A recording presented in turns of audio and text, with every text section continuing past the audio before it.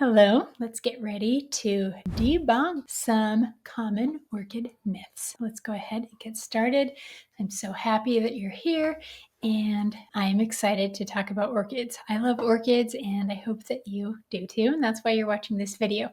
Maybe you're a little bit nervous about caring for your orchid or you're having some problems, so hopefully this video will help you to feel more confident in your orchid care. Some of the myths that I think are really common about caring for orchids is that they are extremely difficult and hard to care for. And another myth is that orchids need really specialized care and constant attention in order to thrive. And another myth I feel like is about watering and how to water. Some people think they need a whole lot of water. Some people think they just need a little ice cube or two. So let's talk about the way to really properly water an orchid. So let's start out by talking about the first myth, that orchids are extremely difficult and hard to care for.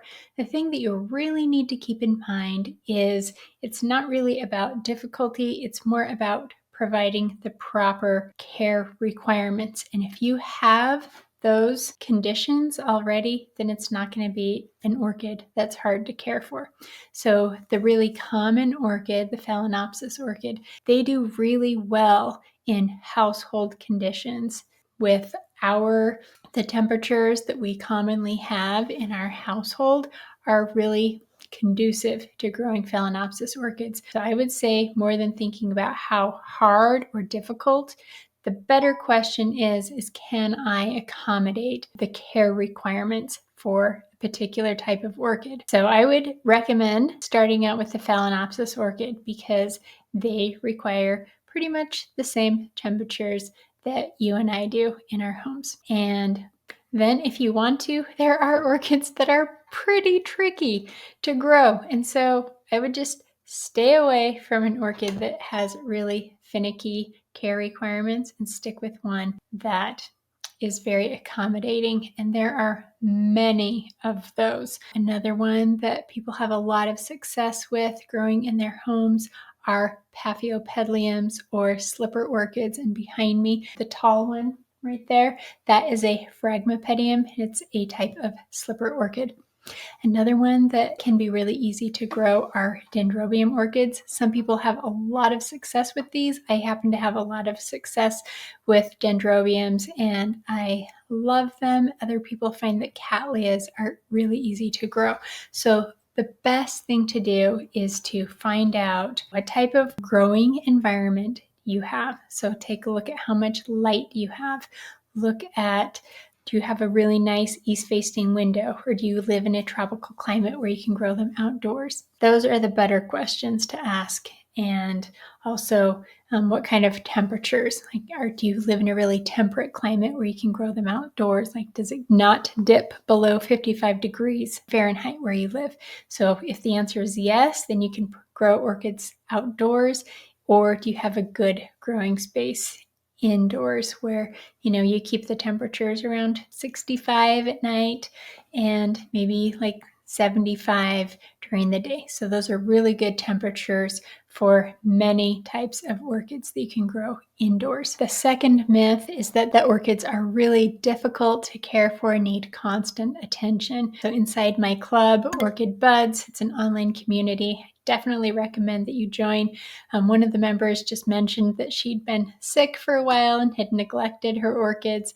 Then she came, looked at her orchids. She saw several flower spikes growing. So again, it's more about providing a really happy environment for the type of orchid that you are growing and then get a good balance of water. So they really don't need constant attention. Many orchid lovers, we enjoy our orchids so much that we spend a lot of time with them, but again, that's not really necessary. It's good to have a good idea of when your orchids need to be watered and to check in on them, especially during that time. If you have humidifier, you'll need to keep that tank full, or if you have a humidity tray, you'll just need to make sure that there's water in the humidity tray. Other than that, you can just place it in an area where it gets enough light, and then it's just a matter of making sure that you are regularly watering your orchid. Okay, so myth number 3 is about watering.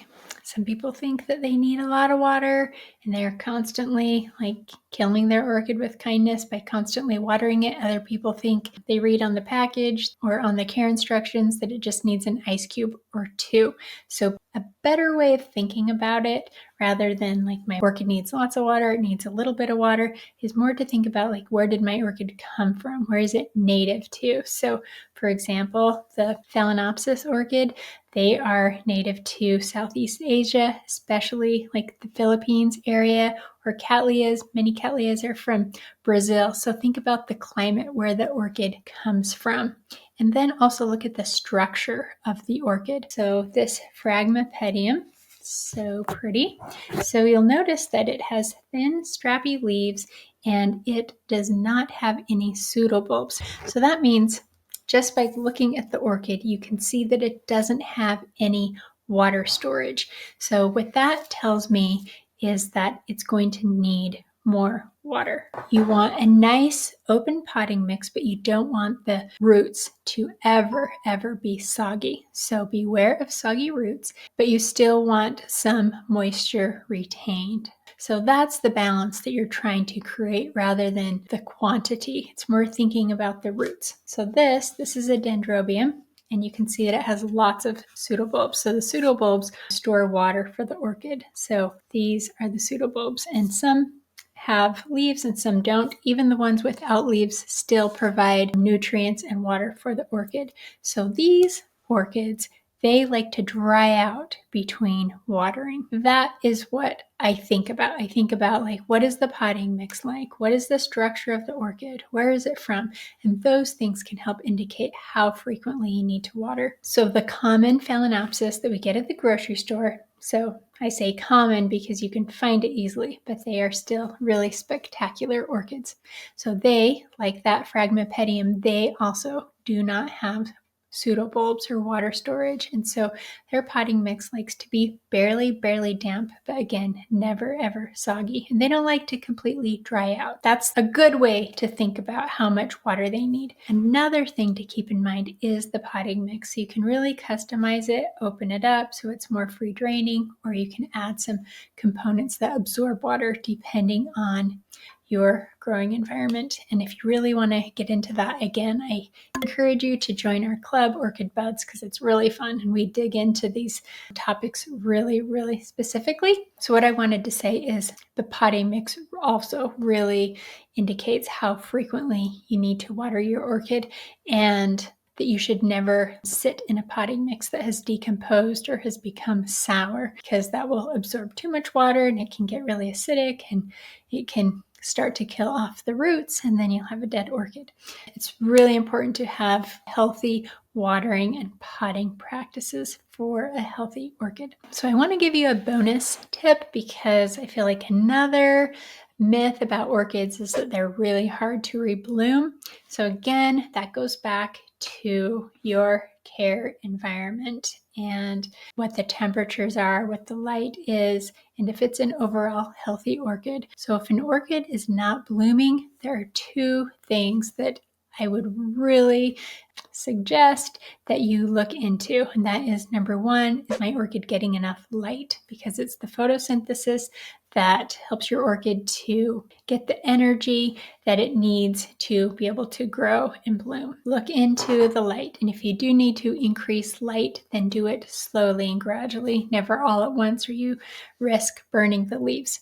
And then the second component to blooming an orchid is temperature. So if you're providing your orchid with a 10, 15, even 5-degree temperature drop at night, though, that is really important to be able to rebloom your orchid. So you are sending your orchid signals.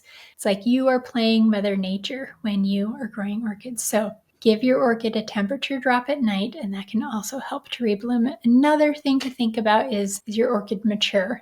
Is it blooming size? So that's another thing to think about if it's not reblooming. Keep those things in mind and you will grow healthy orchids. So again, grow your orchid in a healthy environment. Grow an orchid that will accommodate your growing space, your temperatures, your light, and all of that. And you can always like add artificial lights or whatever you want to do if you really want to grow an orchid that isn't 100% suitable for your growing environment. So if you found this video helpful, then I encourage you to like it, subscribe, and share it. And of course, join our community, Orchid Buds. It is just so much fun to be there and to get the support and the love of other orchid growers.